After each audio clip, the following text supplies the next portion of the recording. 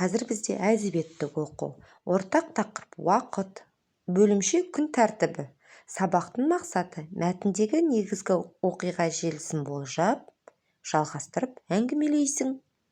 Балалар, біз бүгін Жолтай Әлмешев атамыздың күн тәртібі мәтінімен танысамыз.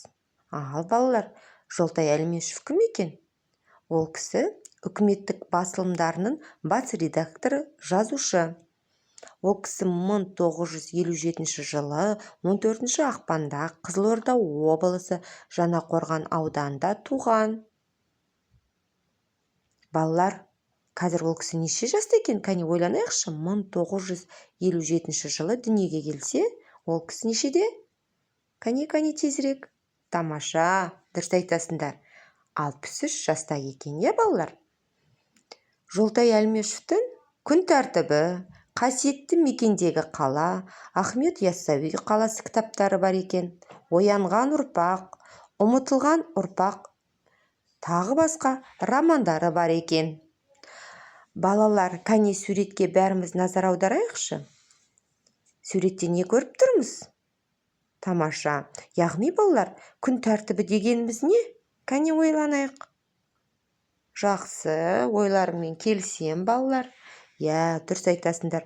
Күн тәртібі дегеніміз балалар, тәуліктегі уақытты не істеу екен? Бөлу екен, Ал балалар, бізге күн тәртібін жасау керек пе? Қалай ойлайсыңдар?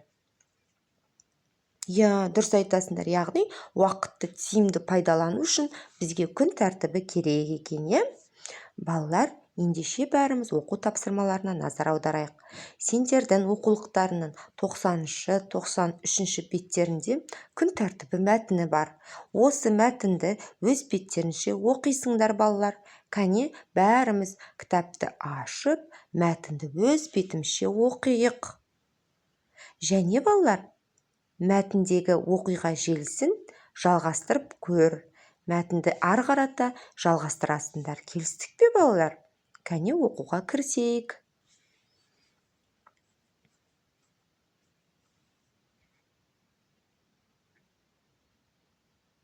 Жақсы балалар, тамаша, сендер бәрлерін оқып шықты деген ойдамын. Балалар, енді өздерін екінші оқу тапсырмасына назар аудара қойыңдар. Күн тәртібінің өздерін құрастырып көріңдер. Жақсы ма балалар?